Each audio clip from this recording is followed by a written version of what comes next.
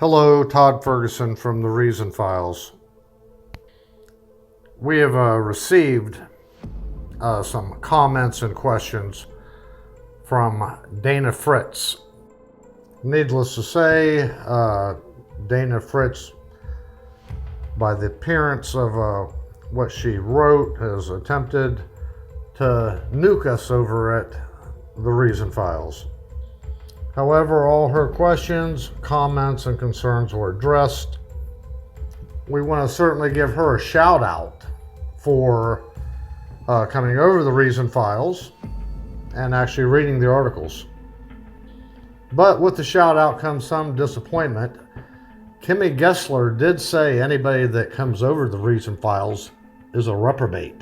So some bad news there. Perhaps Grayson would be able to address Kimmy's misguided statements and concerns. Okay, we're on the line now with Dr. Sam Gipp. Dr. Gipp, this is Todd from the Reason Files. You heard the Patrick Boyle phone call that we made to his church down there in Orlando. Would you care to comment on that?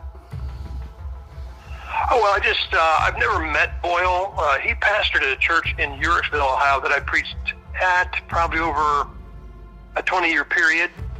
And he was slowly, bringing out the Anderson cult doctrine. And some folks challenged him in the church. And so he had 2 van loads of thugs come down and stand on the platform with him like they were going to, and basically, like gangsters. They intimidated the church. They were there like, you don't mess with this guy, which is not obviously independent. That's part of the cult. Right. We've identified several of the gentlemen there. One of the gentlemen is a gentleman by the name of Jeff Utzler, and he was there. And the gentleman that we talked to, Paul, are you familiar with him? I know. I've never, if I've spoken to him, when his guys call, they impersonate somebody. I've had them call like they're pretending to be pastors to arrange a meeting, hoping that I'll fly someplace, get off the plane, and have nobody there, or being trying to act sincere in some other area, and they seldom say, "This is my name." They usually don't. So if I'm spoken to those guys, it'd only be voice contact. They don't tell me who they are. Right. That's part of the harassing phone calls that you receive. That's correct. Mm-hmm. Okay.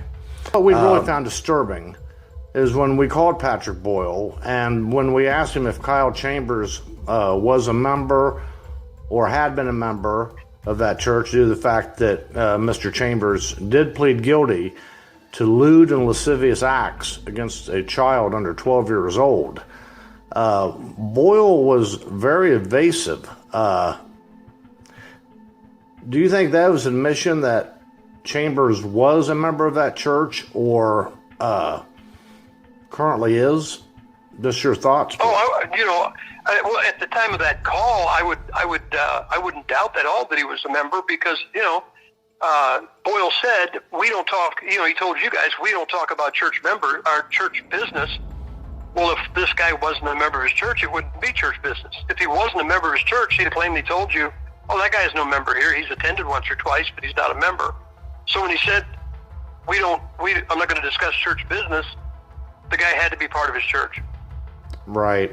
I'll tell you this one more. I had a meeting probably about 2 years ago in a church in Maryland, and this was after Tyler Baker had left, so he had another thug call, and that guy called that pastor and told him to cancel my meeting. And of course, the guy didn't, and so then Anderson himself called and basically told this guy, cancel Gipp or you'll be sorry.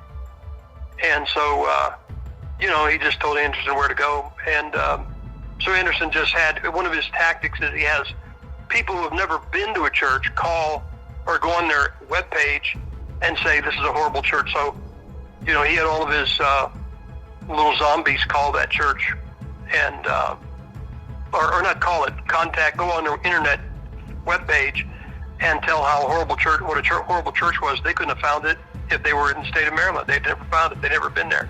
Right. We've seen that was just one of the things he does.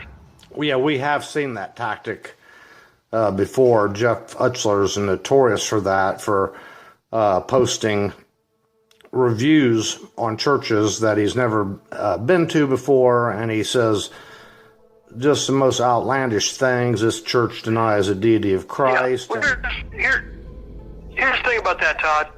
How can you do that and say, Jesus Christ wants this? He wants me to lie. He wants me to put false witness about a church I've never been to. I am doing this for Jesus Christ. That spirit is no different than the spirit Muslims have when they say they're killing people for their God. Oh, I agree. I totally agree with you. And, I totally missed the part in the Bible where Jesus sent 3 of his followers into a casino bar to look up dirt on another. Could you help me out with that? Yeah, I'm not familiar with it. I know that Ramirez fellow, I know what he left. And again, I kind of chuckle when I call it the new FIB, because FIB sounds better. But anyway, he calls it an independent movement. Then he fires a pastor of a church that's not a member of his church, and then installs another one. That's a denomination. And then this latest thing of him declaring that God anointed him to be a prophet, I think that's pretty evident that from the neck up, he's got some mental problems. Thank you, Dr. Gipp, for coming on and chatting with the Reason Files.